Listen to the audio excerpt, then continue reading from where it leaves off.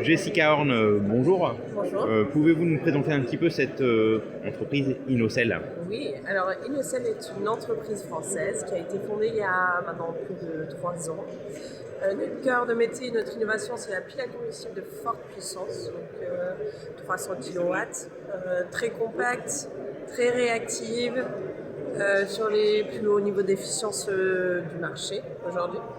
Et on adresse avec notre pile à combustible 3 marchés clés qui sont les applications stationnaires, donc avec les générateurs hydrogène qui est derrière, et à tout ce qui est mobilité lourde et maritime également.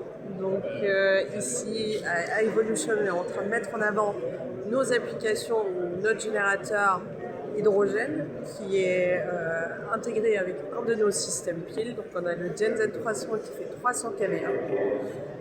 Notre premier modèle qu'on commercialise depuis l'année dernière en location ou en achat pour des secteurs variés. Ça peut aller de la construction aux événements, aux sites industriels, mais aussi pour des infrastructures stationnaires un petit peu plus complexes qui souhaitent décarboner, telles que les data centers, tout ce qui est portuaire, aéroportuaire. On peut l'intégrer avec des énergies renouvelables également. Bref, tout est possible. Voilà, une réelle alternative à tout ce qui est générateur diesel, mais sans émissions, sans bruit, sans pollution, grâce à l'hydrogène. Alors justement, le salon Evolution, c'est un passage obligé pour vous? Evolution, oui. Pour nous, c'est l'événement phare de l'année en France, en tout cas en ce qui concerne la filière hydrogène. Ça fait 3 ans qu'on le fait, donc ça fait 3 ans qu'on a lancé la société. Ça nous permet de connecter avec les acteurs de la filière, les acteurs de la chaîne de valeur hydrogène, de voir où en sont les autres, de discuter, de pouvoir collaborer pour pouvoir faire avancer la filière. Tant sur nous, on amène notre expertise dans la chaîne de valeur sur la production d'électricité. Et c'est sympa de pouvoir faire le lien avec d'autres acteurs au long de la chaîne de valeur parce qu'on dépend d'eux aussi. Comment se porte l'hydrogène en France Alors, et dans le monde? l'hydrogène en France a connu une période un peu difficile, je dirais en 2024-2025. Mais non, fin 2025, on a vu qu'on remontait la pente. Il y a eu une certaine hype autour de l'hydrogène. Maintenant, on connaît ses avantages, on les comprend, on sait exactement dans quelle niche ça a une réelle valeur ajoutée comparée à d'autres sources d'énergie. Et je pense qu'on arrive on est sur la pente remontante, mais d'une manière plus réaliste. Quels sont les avantages de l'hydrogène?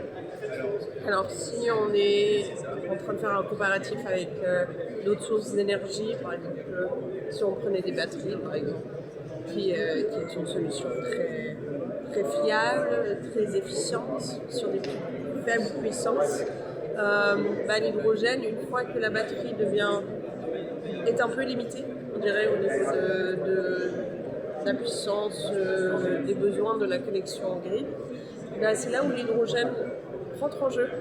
Et quand on adresse tout ce qui est sujet de forte puissance, tout ce qui est sujet de besoin d'autonomie, de stockage, l'hydrogène est un vecteur énergétique et c'est sa force, je dirais, pour les stockages long terme d'énergie, chose que le solaire ou la batterie ne peut pas forcément faire.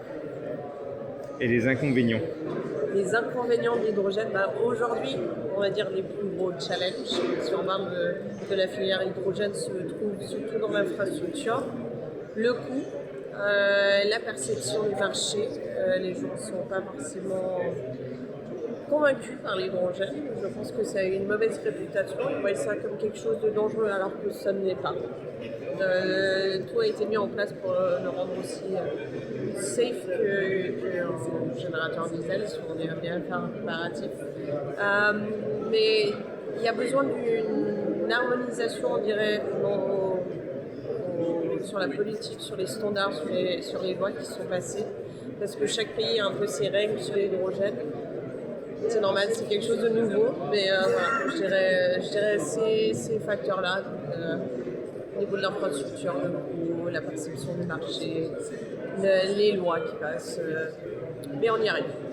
Jessica Horn, merci beaucoup. Est-ce qu'il y a un site internet Évidemment Innocel? qu'il y a un Oui. site internet. Alors c'est innocel.com. Voilà. Merci beaucoup, Jessica. Avec plaisir.